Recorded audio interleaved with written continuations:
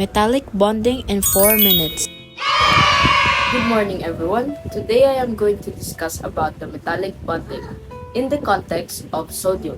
So, we already know metals will lose electrons in order to achieve a full outer shell, which will be the stable noble gas electron configuration. So, if you take sodium that only has one electron, in order to achieve a full outer shell, sodium is going to lose this one electron. And so, what we're going to end up with is a positive sodium ion and the electron is just away somewhere. So we're going to end up with something like this. Gumaganda ang paligid.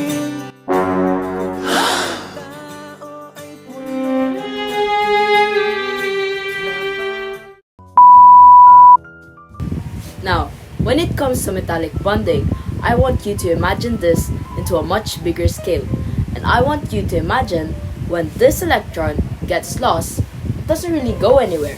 So instead of having just one atom, sodium atom, you'll get lots and lots of sodium atoms all in 3 dimensions. Something like this one. Now, once they've lost this electron, that electron doesn't actually leave.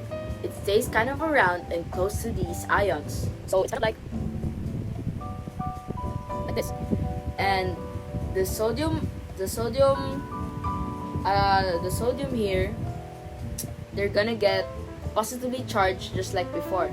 So it look like this.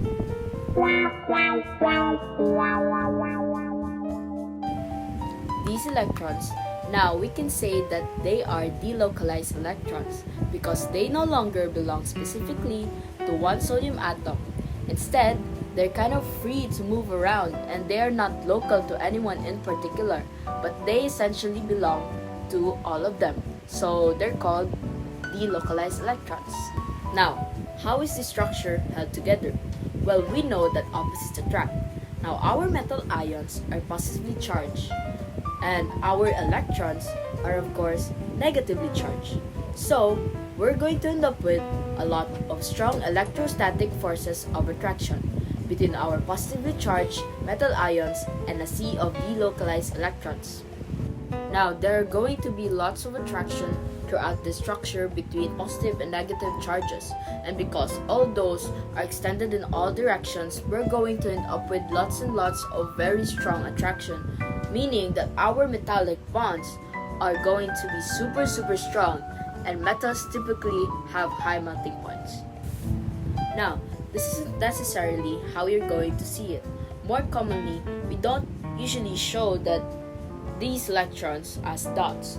Instead, often what you'll see is that you'll have a box, and within that box, there will show positive charge ions, and what these positive charge ions are sitting in,